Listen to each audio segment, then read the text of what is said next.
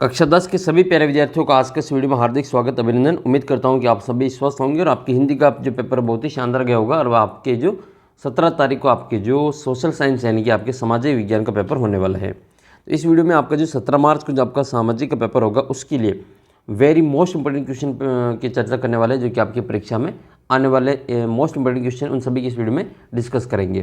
तो इन सभी प्रश्नों को आपको अच्छे से याद कर लेना है। इनमें से कई सारे क्वेश्चन आपकी परीक्षा में हूबहू आपको देखने को मिलेंगे। तो आइए वीडियो को शुरू करते हैं। और आप अगर टेस्ट देना चाहते हैं तो ऐप के ऊपर इन सभी प्रश्नों का आप टेस्ट भी दे सकते हैं। टेस्ट का लिंक आपको वीडियो के नीचे डिस्क्रिप्शन बॉक्स में दे रखा है। और यहाँ पर आपको जो सबसे पहला क्वेश्चन बताते हैं कौन सा क्वेश्चन आपके लिए है। तो सबसे पहले आपके सामने इस प्रकार से इंस्ट्रक्शंस होगा ये सारे के सारे, और इसमें आपके एक मैप पूछा जाएगा। क्वेश्चन एक आपका मैप का भी आएगा। तो मैप के लिए आपको कौन सा चैप्टर तैयार करना है वो भी मैं आपको इस वीडियो में बताने वाला हूँ। तो सबसे पहला क्वेश्चन आपके सामने है, ये आपके खंड अ में आपके MCQ टाइप क्वेश्चन आएंगे। तो पहला क्वेश्चन है कि 1871 में राजा विलियम प्रथम को किस देश का सम्राट घोषित किया गया था? इटली का, फ्रांस का, जर्मनी का या फिर अमेरिका का? तो इस क्वेश्चन का जो फाइनल उत्तर वो आपके जर्मनी इसका उत्तर रहेगा। देखो जर्मनी का जो राजा घोषित हुआ था। अब क्वेश्चन आपके यहाँ से बनेगा कि 1871 में जर्मनी का जो सम्राट है वो किसको घोषित किया था? तो इसका उत्तर आपको क्या याद कर लेना है? इनका उत्तर आपको याद कर लेना है राजा विलियम प्रथम। ठीक है, ये आपको याद कर लेना है। अगले प्रश्न की ओर बढ़ते हैं। क्वेश्चन नंबर आपके 2 है। क्वेश्चन नंबर 2 है आपका कि द्वितीय विश्व युद्ध कितने वर्षों तक चला? तो जो आपका सेकंड वर्ल्ड वार है वो कितने ईयर तक ये चला था ये आपको बताना है। 2 वर्ष तक, 4 वर्ष तक, 6 वर्ष तक या फिर 8 वर्ष तक? तो बात करें द्वितीय विश्व युद्ध की, तो द्वितीय विश्व युद्ध जो होता है आपके 1939 से शुरू होता है और ये 1945 तक चलता है। कब तक चलता है? 1945 तक। ये आपको जो डेट भी आपको, ईयर भी आपको याद रखना है। तो 1939 से लगा के 1945 तक कितने साल हो जाएंगे? तो ये 5 साल तो ये हो जाएंगे और 1 साल ये हो जाएगा। तो कितने साल हो जाएंगे आपके? 6 साल हो जाएंगे। तो इसका उत्तर क्या हो जाएगा फिर आपके? 6 साल हो जाएगा। आपको कमेंट करके बताने कि प्रथम विश्व युद्ध कितने वर्षों तक चला था, और आपको जो मित्र राष्ट्र है वो कौन कौन से, इनका नाम आपको कमेंट करके बताना है। फिर आपके अगला प्रश्न है कि बंगाल में देश की पहली जूट मिल किस वर्ष प्रारंभ हुई थी? 1855 में, 1860 में, 1862 में या फिर 1872 में? तो इसका उत्तर हो जाएगा आपके फर्स्ट वाला उत्तर से हो जाएगा 1855 में। अच्छा, जूट से आपको याद रखना, जूट जो इसको गोल्डन फाइबर कहा जाता है। इसको क्या कहा जाता है? इसको गोल्डन फाइबर कहा जाता है। याद रखना, इसको गोल्डन फाइबर कहा जाता है। परीक्षा में कई बार पूछा हुआ है। या फिर इसको जो सुनहरा रेशा कहा जाता है, हिंदी में इसको क्या कहते हैं? सुनहरा रेशा इसको कहा जाता है। और जूट को पटसन भी कहते हैं। जूट को और क्या कहते हैं? इसको पटसन भी कहा जाता है। नेक्स्ट क्वेश्चन की ओर बढ़ते हैं। क्वेश्चन नंबर है 4। क्वेश्चन नंबर 4 आपके सामने है, भारत में सबसे पहले जो प्रिंटिंग प्रेस है वो कहाँ पर स्थापित की गई थी? भारत में सबसे पहले प्रिंटिंग प्रेस कहाँ स्थापित की गई थी? तो उत्तर इसका ऑप्शन आपके सामने महाराष्ट्र है, बंगाल है, बिहार है या फिर गोवा है। तो इस सबसे पहले जो भारत का प्रिंटिंग प्रेस जो खुला था वो 1556 में खुलता है गोवा में। कहाँ खुलता है ये? गोवा में खुलता है। और गोवा में एक आपके जो कॉलेज है सेंट पॉल कॉलेज, वहाँ पर इसको स्थापित किया गया था। तो ये 1956 में पुर्तगालियों के द्वारा, किसके द्वारा खोला गया था? तो पुर्तगाली जो मिशनरी थे इन सभी के द्वारा, पुर्तगाली मिशनरी के द्वारा गोवा में सबसे पहले भारत का जो प्रिंटिंग प्रेस है वो खोला गया था। याद रखिए नाम, गोवा में 1556 में, और इसका उत्तर क्या करेंगे? गोवा कर देंगे। अच्छा, गोवा आप सभी को पता ही होगा भारत का सबसे छोटा राज्य है। ये सबसे क्या है? छोटा स्टेट है। तो छोटा राज्य है और इसकी जो राजधानी वो क्या है? पणजी है। इसकी राजधानी क्या है? पणजी है। तो आपको कमेंट करके बताना कि भारत का सबसे बड़ा राज्य कौन सा है। एरिया के हिसाब से आपको कमेंट करके बताने कि सबसे बड़ा राज्य कौन सा है और उसकी राजधानी क्या है। फिर आपके अगला प्रश्न है कि कृषि वर्ष में एक से अधिक बार बोया गया जो क्षेत्र उसको क्या कहा जाता है? सकल कृषित क्षेत्र, शुद्ध बोया क्षेत्र, प्रतिभूमि या फिर चरागाह? तो इसका जो करेक्ट आंसर है आपके ऑप्शन नंबर ए वाला उत्तर इसका सही रह जाएगा, सकल कृषित क्षेत्र। ए इसका सही आंसर रहेगा। अगले प्रश्न की ओर बढ़ते हैं। क्वेश्चन नंबर आपका है 6। विश्व की लगभग कितनी प्रतिशत जैव विविधता भारत में पाई जाती है? 7%, 8%, 9% या फिर 10%? तो आपको इसका उत्तर मिल जाएगा कि भारत में विश्व की जो कितने सारी जो जैव विविधता पाई जाती है। तो भारत में विश्व की लगभग है जो 8%, कितने प्रतिशत? 8% है जो जैव विविधता की उपजातियाँ पाई जाती है। इसका उत्तर क्या हो जाएगा 8%। तो फाइनली जो इसका उत्तर आपकी क्या हो जाएगा 8%। ऑप्शन नंबर ब इसका करेक्ट आंसर रहेगा। नेक्स्ट क्वेश्चन की ओर बात करते हैं। क्वेश्चन नंबर अपना 7 है कि निम्न में से कौन सा उद्योग चूना, सिलिका और जिप्सम को कच्चे माल के रूप में प्रयोग करता है?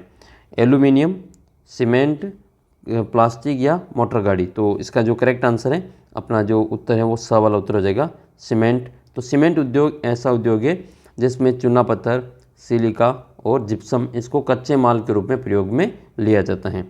अच्छा, राजस्थान में सीमेंट के उत्पादन के लिए सबसे फेमस जिला कौन सा है? कमेंट करके बताना। और उस जिले में सीमेंट की कौन कौन सी जो सीमेंट की फैक्ट्रियाँ हैं उन फैक्ट्रियों के नाम आपको कमेंट करके बताना है। तो देखो आपके प्रश्न है कि सीमेंट उद्योग का जो प्रमुख कच्चा माल है वो क्या है? तो इसका उत्तर आपको क्या करना है? चूना पत्थर आपको इसमें कर देना है। फिर आपका नेक्स्ट क्वेश्चन है वायु परिवहन का राष्ट्रीयकरण कब किया गया? वायु परिवहन जो है अपना एयर ट्रांसपोर्ट है, इसका नेशनलाइज्ड हुआ था वो कब हुआ था? 1983 में, 1973 में, 1963 में या 1953 में? तो बात करें वायु परिवहन के राष्ट्रीयकरण की तो 1953 की बात है, उसमें आप जो वायु परिवहन का जो राष्ट्रीयकरण किया गया था। अगला प्रश्न आपके सामने है कि सामुदायिक सरकार की व्यवस्था किस देश में की गई है? भारत में, श्रीलंका में, बेल्जियम में या फिर जर्मनी में? आपको इसमें जो कम्युनिटी गवर्नमेंट है वो आपको बताने की किस में जो इस्टेब्लिश्ड हुई है। तो सामुदायिक सरकार की बात इसमें की जा रही है, तो इसका उत्तर आप करेंगे।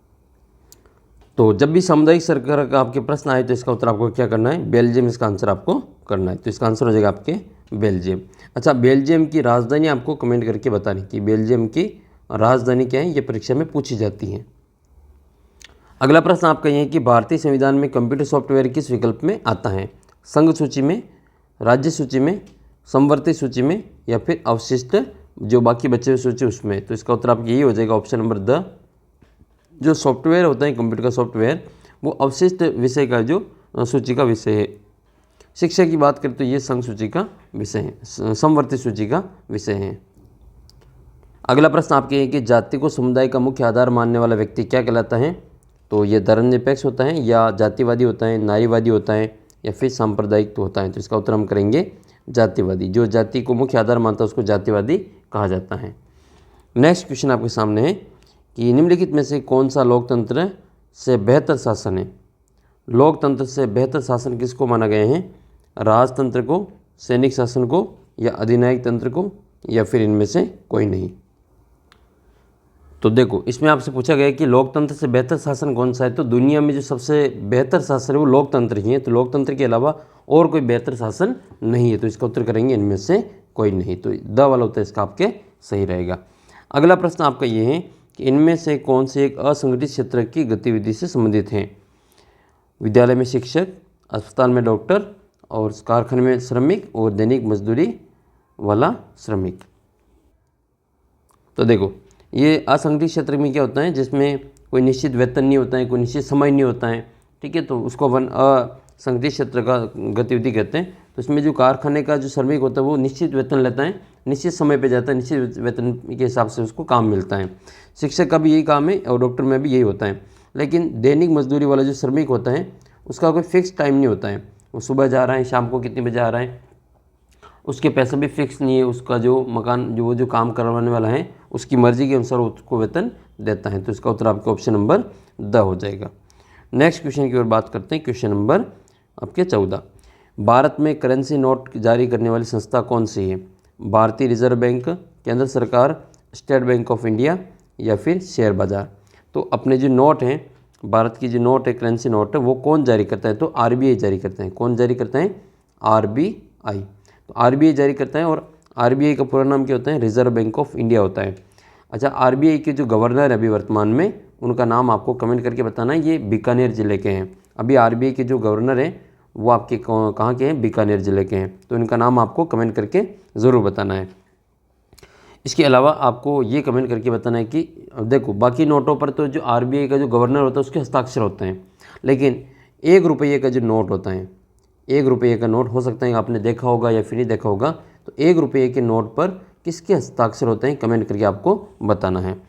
अगले क्वेश्चन की ओर बढ़ते हैं, क्वेश्चन नंबर अपना 15वां क्वेश्चन है कि व्यापार अवरोधक के रूप में कर आरोपित किया जाता है, उसको कौन सा कर किस पर जो होता है। व्यापार अवरोधक के रूप में कर आरोपित किया जाता है तो आयात पर, पूंजी निवेश पर, निर्यात पर या फिर सहायिका पर। तो व्यापार अवरोधक के रूप में जो कर आरोपित किया जाता है वो आयात पर किया जाता है। इसका उत्तर हो जाएगा आपके ऑप्शन नंबर ब हो जाएगा। तो ये 15 क्वेश्चन आपके इस प्रकार से, इसके बाद में फिर आपके जो रिक्त स्थान की क्वेश्चन पूछे जाएंगे। तो रिक्त स्थान वाले क्वेश्चन भी देख लेते हैं। अफ्रीका में 1890 के दशक में कौन सी बीमारी तेज़ी से फैल गई थी। तो इसका उत्तर हो जाएगा आपके रिंडरपेस्ट। रिंडरपेस्ट जो बीमारी है वो सबसे ज़्यादा फैल गई। तो रिंडरपेस्ट के दो या रिंडरपेस्ट के दो, तो रिंडरपेस्ट बीमारी वो सबसे ज़्यादा फैल गई थी। तो अफ्रीका में 1890 के दशक में कौन सी बीमारी फैल गई थी। तो रिंडरपेस्ट बीमारी फैल गई। तो देखो ये आपके तीसरे पार्ट का प्रश्न है ये कि 1890 में अफ्रीका में कौन सी घातक बीमारी पशुओं में फैल गई थी। तो इसका उत्तर क्या हो जाएगा आपके रिंडरपेस्ट हो जाएगा। इंपॉर्टेंट क्वेश्चन है। और मैं आपको ये जो शेखावटी मिशन 100 की पूरी PDF है उसका आपको जो वीडियो अपलोड करने वाला हूँ, आप उसके लिए चैनल को सब्सक्राइब कर लेना।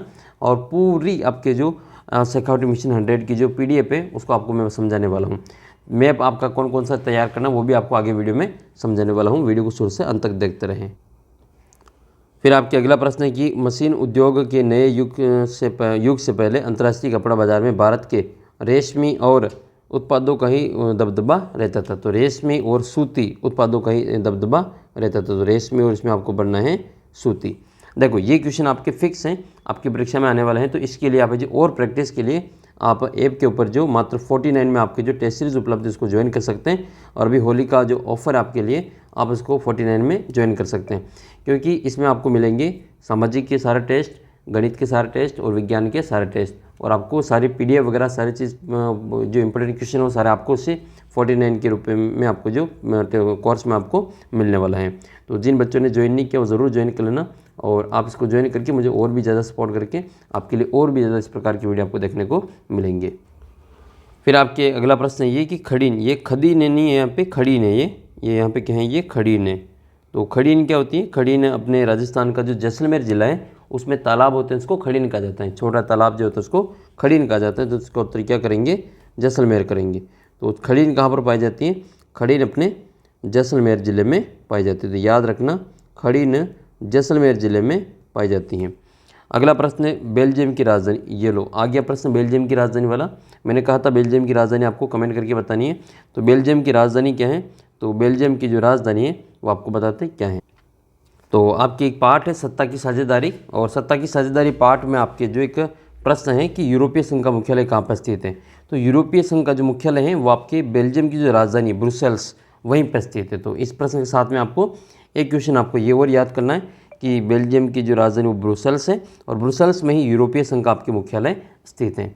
इस सत्ता की साझेदारी पार्ट से आपके जो टोटल 4 नंबर के प्रश्न आएंगे। एक तो आपका बसद आएगा, एक आपके अति लघुत्तरात्मक आएगा और एक प्रश्न आपका 2 नंबर का पूछा जाएगा।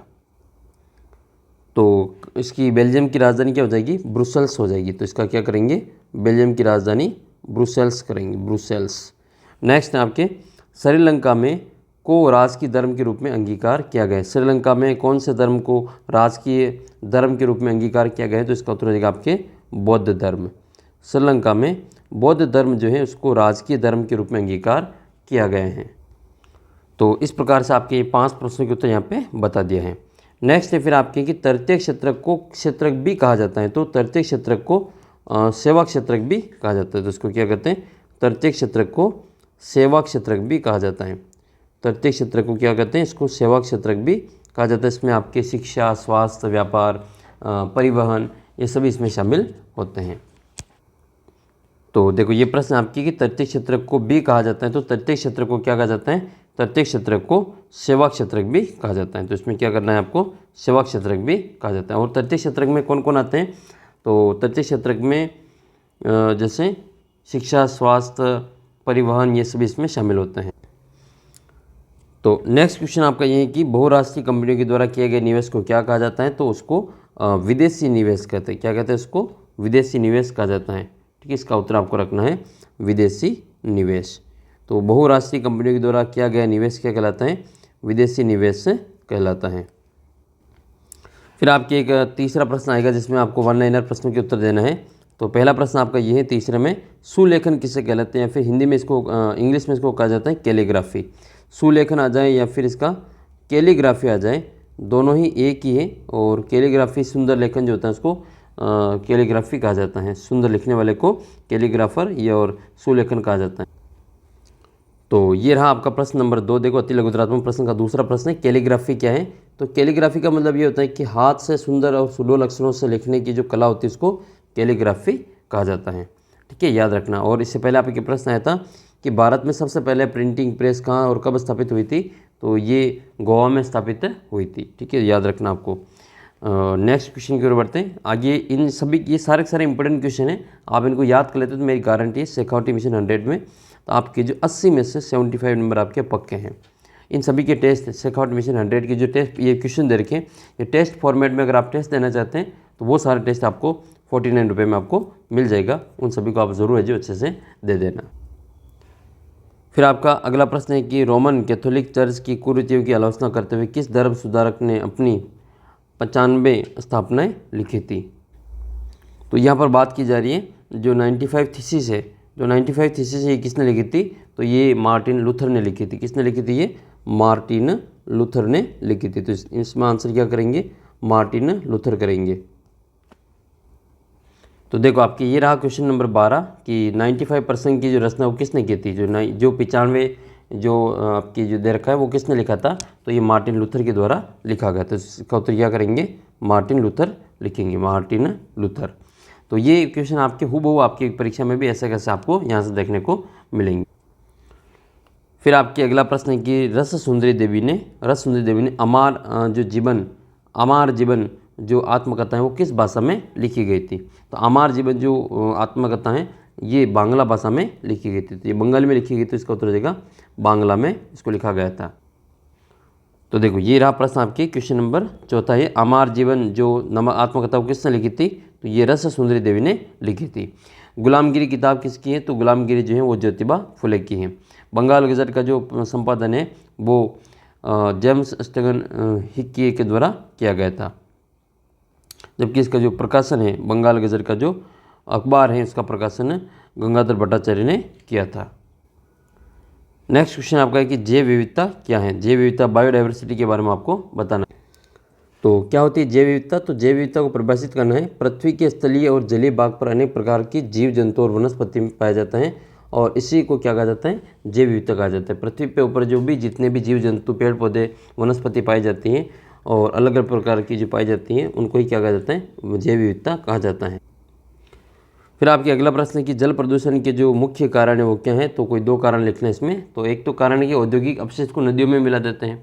दूसरा है जो शहरों का जो सीवरेज का जो पानी होता है वो भी नदियों में मिला दिया जाता है। ये जल प्रदूषण के प्रमुख कारण। फिर आपके अगला प्रश्न है कि श्रीलंका में 1956 में किस भाषा को राजभाषा घोषित किया था। तो इसका उत्तर हो जाएगा आपके सिंहली। क्या हो जाएगा आपके सिंहली जो भाषा है इसको राजभाषा घोषित किया था। तो क्वेश्चन आपका ये है क्वेश्चन नंबर 7, श्रीलंका में सिंहली भाषा को राजभाषा का दर्जा कब दिया गया था। तो सिंहली भाषा को राजभाषा का दर्जा 1956 में दिया गया था। क्वेश्चन घुमा फिरा के वही है, केवल आपके जो इसमें सन पूछ लिया और इसमें आपके भाषा पूछी थी। तो इसमें आपके ये है 1956। तो प्रश्न आ जाए आपके कि बेल्जियम में अधिकांश लोग किस भाषा को बोलते हैं। तो इसका उत्तर हो जाएगा आपके डच भाषा को बोलते हैं। अगला प्रश्न आपका ये है कि उन देशों के नाम लिखिए जिनकी सीमाएं बेल्जियम से मिलती हैं। किसी एक देश का नाम आपको उसमें बताना है। तो बेल्जियम की जो सीमा है वो नीदरलैंड के साथ में लगती हैं, फ्रांस के साथ में लगती हैं, जर्मनी के साथ में लगती हैं, लग्जमबर्ग के साथ में लगती हैं। तो ये कुछ जो प्रमुख नाम है आप देख सकते हैं। उत्तर में नीदरलैंड है, पूर्व में जर्मनी है और दक्षिण में पश्चिम में आपके जो फ्रांस की सीमा लगती हैं। अगला प्रश्न है कि भारत में भूगोल, संस्कृति अथवा जातीयता के आधार पर भी राज्यों का गठन किया गया है। कोई एक उदाहरण दीजिए। तो कई ऐसे राज्य हैं जहाँ पर जो जाति के आधार पर, भूगोल के आधार पर, संस्कृति के आधार पर यहाँ पर जो अलग अलग स्टेट बनाए गए हैं तो उसका आपको एक उदाहरण देना है। तो उदाहरण के लिए हम नाम लेते हैं नागालैंड। तो नागालैंड जो है उसमें एक जाति है नागा जाति। वो नागा जाति के आधार पर है जो जनजाति की संस्कृति और जाति पहचान के आधार पर इसको नागालैंड का जो भाषा इसको बनाया गया था, स्टेट बनाया गया था। तो ये जातीयता के आधार पर इसको एक राज्य का गठन किया गया था। नागालैंड इसका सही उत्तर हो जाएगा। नागालैंड का गठन जो होता है वो 1 दिसंबर 1963 में होता है। 1 दिसंबर 1963 को नागालैंड का इस नागा जाति के आधार पर, जनजाति के आधार पर एक अलग से स्टेट बनाया जाता है। और फिर उससे पहले भाषाओं के आधार पर बात करें तो 1953 में सबसे पहला जो आंध्र प्रदेश है वो भाषा के आधार पर, आपसे पूछे कि भाषा के आधार पर कौन सा राज्य बना था, तो आपको आंध्र प्रदेश का नाम इसमें सबसे पहले बताना है। फिर आपका नेक्स्ट क्वेश्चन है क्वेश्चन नंबर 9। क्वेश्चन नंबर 9 है, संगठित क्षेत्र में रोजगार की अवधि कैसी होती है। तो जो संगठित क्षेत्र होता है उसमें रोजगार की अवधि कैसी होती है, तो निश्चित होती है, निश्चित होती है। जब संगठित क्षेत्र कौन कौन से, जैसे विद्यालय के जो टीचर हैं वो, अब स्कूल के जो सर आते हैं उनके जो रोजगार की अवधि वो निश्चित है। सुबह वो 10 बजे आएंगे और शाम को 4 बजे छुट्टी, या फिर 7 बजे आएंगे और 1 बजे उनकी छुट्टी। इसी प्रकार से जो सरकारी डॉक्टर होते हैं उनकी भी जो रोजगार की अवधि होती है वो निश्चित होती है। जो उद्योगों में जो श्रमिक लगे होते हैं उनका भी जो रोजगार की अवधि वो निश्चित होती हैं। तो इसका उत्तर रहेगा आपके निश्चित होती हैं। अगला प्रश्न आपका ये कि वैश्वीकरण की प्रक्रिया को उत्प्रेरित करने वाला प्रमुख कारक कौन सा है। तो प्रमुख जो कारक है जिसने जो ग्लोबलाइजेशन को जो इतना प्रोसेस किया है, फिर स्टिमुलेट किया था, तो इसका उत्तर हो जाएगा आपके प्रौद्योगिकी में तीव्र उन्नति। जो सूचना प्रौद्योगिकी वगैरह हैं इनमें जो जितनी जो प्रगति आ रही है, तो प्रौद्योगिकी की जो टेक्नोलॉजी है तो उसके कारण जो वैश्वीकरण है जो सबसे ज़्यादा फैला है। तो इसका उत्तर क्या करेंगे, वैश्वीकरण का जो मुख्य कारण है वो क्या है, उत्प्रेरित करने वाला कारक है वो प्रौद्योगिकी करेंगे, जिसमें विशेष तौर पर आपको सूचना प्रौद्योगिकी जो इन्फॉर्मेशन टेक्नोलॉजी आई है उसके बाद में ग्लोबलाइजेशन बहुत ही तेज़ी से बढ़ा है। फिर आपके खंड ब आएगा। खंड ब में आपके प्रश्न है, ये आपको 50 शब्दों में इसका उत्तर लिखना है। तो इसका प्रश्न संख्या 4 देखते हैं। प्रथम विश्व युद्ध के कोई 2 परिणाम बताइए कि प्रथम विश्व युद्ध जो हुआ था उसके क्या रिजल्ट निकले थे। कोई 2 रिजल्ट आपको उसमें मेंशन करना है। तो प्रथम विश्व युद्ध के जो परिणाम है उसमें एक तो परिणाम ये था कि इसमें जो रूसी साम्राज्य है उसका पतन हुआ था और रूसी क्रांति हुई थी और कई नए देशों का इसमें उदय हुआ था, जिसमें जो पोलैंड है, चेकोस्लोवाकिया है, यूगोस्लाविया के वो प्रमुख इसके उदाहरण हैं। अगला प्रश्न आपका ये है कि औद्योगिकीकरण किसे कहा जाता है, इंडस्ट्रियलाइजेशन किसको कहा जाता है। कमेंट आपको इसमें वर्णन करना है, विस्तार से इसको लिखना है।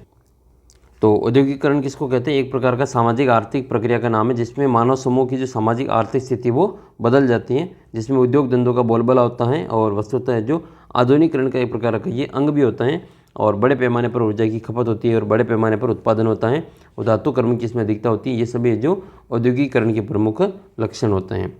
अगला प्रश्न है मृदा के निर्माण की प्रक्रिया को आपको वर्णन करना है। और नेक्स्ट है सिंचाई ने किस प्रकार से फसल के प्रारूप मृदा और सामाजिक परिदृश्य को परिवर्तित किया, वर्णन करना है। और अगला प्रश्न आपका ये है कि जनसंचार के प्रासंगिक माध्यम कौन कौन से, इनका आपको वर्णन करना है। तो जनसंचार के जो प्रासंगिक जो प्रमुख जो माध्यम है उनका नाम आपको उसमें बताना है। तो जो कम्युनिकेशन होता है, मास कम्युनिकेशन, इसमें आपके कौन कौन से मीडियम है वो आपको बताना है।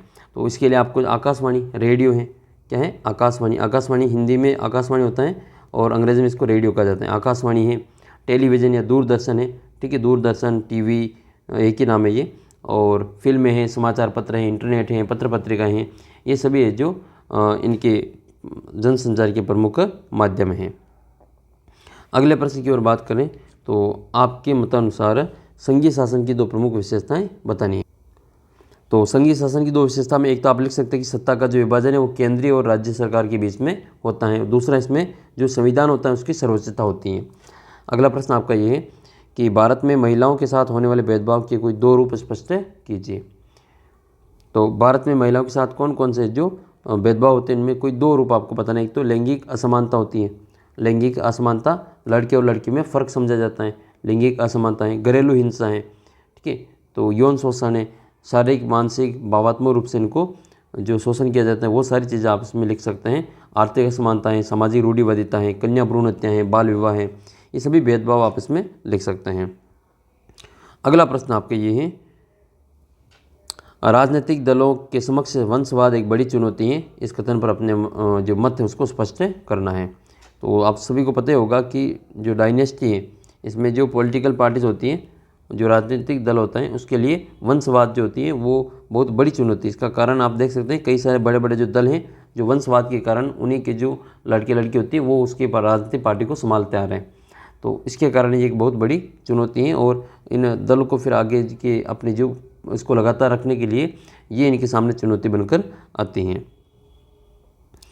अगला प्रश्न आपके ये है, लोकतंत्र में सामाजिक विविधता के सामंजस्य हेतु किन शर्तों को पूरा किया जाना आवश्यक है? 2 शर्तें बताइए।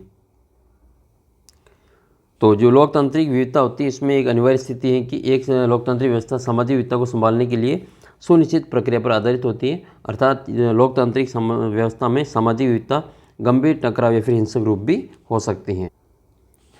अगला प्रश्न आपके हैं, शिशु मृत्यु दर से आप क्या समझते हैं? तो प्रति 1000 जो जन्म होता है इनमें जो जीवित जो शिशु होते हैं उनकी जो संख्या होती है उसको क्या कहा जाता है? शिशु मृत्यु दर कहा जाता है। तो ये मृत्यु दर जो है उसमें आपके मरने वाले बच्चों की संख्या बतानी है और जीवित रहते हैं उनको अपन जन्म दर कहते हैं। तो शिशु मृत्यु दर क्या होता है? प्रति 1000 जीवित जन्मों पर जो 1 वर्ष से कम उम्र के बच्चों की जो मृत्युओं की संख्या होती है उनको शिशु मृत्यु दर कहा जाता है। अगला प्रश्न ये है, विश्व व्यापार संगठन के 2 कार्य लिखिए। विश्व व्यापार संगठन जिसको अपन क्या कहते हैं? वर्ल्ड ट्रेड ऑर्गेनाइजेशन, ठीक है, WTO कहा जाता है, जिसका मुख्यालय कहाँ? जिनेवा में है। तो इसका जो प्रमुख जो कार्य है वो आपको इसमें बताना है। एक तो व्यापार के जो नियम होते हैं उनका निर्धारण करता है और उनकी निगरानी रखता है, और कोई विवाद हो जाता है तो उसका समाधान ये WTO करता है पूरे विश्व के लेवल पे। अगला प्रश्न है, उपभोक्ता जागरूकता के 2 उपाय बताइए। देखो 2 नंबर की क्वेश्चन है। तो उपभोक्ता की जागरूकता के लिए 2 उपाय आपका कौन कौन से हैं? तो एक तो आपको ये है कि उपभोक्ता को उनके अधिकारों और जिम्मेदारियों के बारे में जागरूक करना, और दूसरा है कि किसी भी उत्पाद या सेवा की खरीद से पहले पर्याप्त उसमें जो शोध और उसको सतर्क रहना ज़रूरी है। फिर आपके खंड 6 में बड़े क्वेश्चन आएंगे तो उनको थोड़ा सा आपको अपने हिसाब से इसको तैयार करना है। नेपोलियन संहिता को संक्षिप्त वर्णन करना है, उदारवादी राष्ट्रवाद के क्या मायने हैं, और इसके बाद में जो आपके प्रश्न है वो है कि भारत में कृषि विकास के औद्योगिक एवं संस्थागत सुधारों का वर्णन करना है, या फिर भारत में शस्य प्रारूप का वर्णन कीजिए। इसके बाद में आगे का प्रश्न है, भारत में राजनीतिक दलों में सुधार हेतु क्या प्रयास किए गए, किन्हीं 3 सुधार की विवेचना कीजिए। या फिर इसके अथवा में है, अब लोकतंत्र में राजनीतिक दलों की आवश्यकता क्यों होती है, किन्हीं 3 कारणों से वर्णन करना है। विभिन्न क्षेत्रों के उत्पादित वस्तुओं और सेवाओं के मूल्यों की गणना कैसे करेंगे, उदाहरण सहित समझाना है। आपके मतानुसार अतिरिक्त रोजगार सृजन कैसे किया जा सकता है, वर्णन करना है। और फिर आएगा आपके भाग द में ये सारे क्वेश्चन वेरी मोस्ट इंपॉर्टेंट, इनको अच्छे से याद कर लेना, परीक्षा में ऐसा कैसे आपके छपने वाले हैं। तो 20वां प्रश्न है कि भारत छोड़ो आंदोलन का विस्तार से वर्णन कीजिए, या फिर शहरों में असहयोग आंदोलन किस प्रकार से फैला इसको वर्णन करना है। और टिप्पणी लिखनी है आपके स्वयं सहायता समूह के ऊपर और आपके चेक की सुविधा के ऊपर, तो इन दोनों के ऊपर आपको टिप्पणी लिखनी है। या फिर बैंकों की ऋण संबंधी गतिविधियों पर एक संक्षिप्त लेख लिखना है। और फिर आपके प्रश्न आएगा मानचित्र वाला, तो मैप जो आएगा वो आपके एक पार्ट है, उससे खनिज वाला जो पार्ट है उसी में से आएगा, और उसी में से आपको जो मैप में आपको तैयार करना है। और इसमें आपको क्या क्या भरना है, तापीय संयंत्र भरने, नासिक है, बरौनी है, बोंगईगांव है और विजयवाड़ा है। तो ये आपको भारत के मैप में बताना है। या फिर तापीय ऊर्जा संयंत्र बता सकते हैं, गांधीनगर, अमरकंटक, रामागुंडम और नामरूप। तो ये आपकी जो किताब में दे रखा है तापीय संयंत्र, आपको वहीं से इसको भरना है। इस प्रकार से आपका पूरा मैप आएगा और इसी मैप में आपको ये पूरा भरना होगा, ठीक है। तो ये आपकी किताब का जो पार्ट है मैं आपको बताता हूँ, उसमें से आपको ये भर लेना है। तो मैप जो आएगा आपके मैप वाला जो क्वेश्चन अगर आपको करना है, अच्छे से नंबर लाने हैं आपको पूरे में से पूरे, तो आपका पार्ट है ये खनिज एवं ऊर्जा संसाधन। पूरा इस चैप्टर के अंदर जितने भी आपको मैप दे रखे हैं उन सभी मैप को आपको अच्छे से बार बार जो रिवाइज करना है। आपका जो मैप आएगा वो इसी चैप्टर से आने वाला है, ठीक है। तो आपके जो पूरा मैप वाला जो 4 नंबर का क्वेश्चन आएगा वो सही हो जाएगा। और इसमें आपके ये समकालीन भारत वाली आपकी किताब है, वहाँ का इसका जो पार्ट नंबर आपके 5 है खनिज और ऊर्जा संसाधन वाला, उसमें से आपके मैप आने वाला है। तो मैप के लिए एक तो आपको क्या करना है, जो आपको उसमें मैप दे रखा है इंपॉर्टेंट मैप, एक तो आपको वो देखना है, ठीक है। जैसे ये लोएस के क्षेत्र हैं, मैग्नीज के क्षेत्र हैं, बॉक्साइट के हैं, अब्रक के हैं, इनके आपको यहाँ पे सारी चीज़ें देख लेनी है। ये मैं आपको अलग से वीडियो में बताने वाला हूँ। एक तो ये वाला मैप आपको अच्छे से याद कर लेना है कुल मिला के। इसमें जो जो आपको नाम दे रखा है, जैसे अपने राजस्थान में आ जाए, ये बेवर नहीं, यहाँ पे ब्यावर है, ये ब्यावर आएगा यहाँ पे, ठीक है। ब्यावर और अजमेर आ जाए तो आपको अपने राजस्थान में भर देना है। और भी जो बाकी के जो इसमें चित्र हैं वो आपको अच्छे से तैयार करना है। इसमें आपके लोएस की खानें पूछी जाती हैं, ये वाला पूछा जाता है, केंदुझर है, मयूरभंज है, आपके दुर्ग है और बेलाडीला है। जो सबसे ज़्यादा पूछा जाता है वो यही है, बेल्लारी है, गोवा है, रत्नागिरी है, ये सभी आपके बार बार पूछे जाते हैं। तो एक तो ये वाला मैप आपको अच्छे से इसको रट लेना है और इसको बार बार रिवाइज करना है। फिर आता है आपका जो तापीय ऊर्जा वाला और परमाणु ऊर्जा संयंत्र वाला, जिसमें आपके रावत बाटा वगैरह ये सारी चीज़ें पूछी जाएगी। परंपरागत ऊर्जा स्रोत, तो परंपरागत ऊर्जा स्रोत में आपको एक तो कोयला की खानें, ठीक है, इसमें आपको क्या क्या देखना है, एक तो इसमें आपको पूरा देखना ही मैप को, ठीक है। तो ये आपको एक पूरा मैप वाला ये वाला तैयार कर लेना, 100% आपका क्वेश्चन इसमें से बनेगा। अब प्रश्न किसी का भी बन सकता है, आपके कोयला की खाने का आ सकता है, कोयला की क्षेत्र का आ सकता है, तेल क्षेत्र या फिर प्राकृतिक गैस का आपको पूछा जा सकता है। फिर आता है आपके ऊर्जा संयंत्र, जो कि ये उस पेपर में आपको दे रखा है, तापीय ऊर्जा संयंत्र और आणविक ऊर्जा संयंत्र। तो आपको आणविक ऊर्जा संयंत्र याद कर लेना है। आणविक ऊर्जा संयंत्र में आपको कौन कौन सा याद करना है मैं आपको बता देता हूँ। आणविक ऊर्जा संयंत्र में एक तो आपको याद कर लेना है नरोरा, ये याद कर लेना है नरोरा, ये यूपी में आता है नरोरा, और रावत बाटा आता है अपने राजस्थान में। ये अपने भारत का जो दूसरा परमाणु ऊर्जा केंद्र है, परमाणु ऊर्जा संयंत्र हैं। इसके अलावा आपको याद करना है गुजरात में काकरापारा। अब काकरापारा से किसे याद करेंगे, देखो गुजरात के जो लोग होते हैं वो सब्जी जो खाते हैं वो मीठी खाते हैं। कैसी सब्जी खाते हैं, मीठी खाते हैं, उसमें सब्जी में भी वो शक्कर वगैरह डाल के खाते हैं। तो गुजराती में मीठा बहुत ज़्यादा खाया जाता है।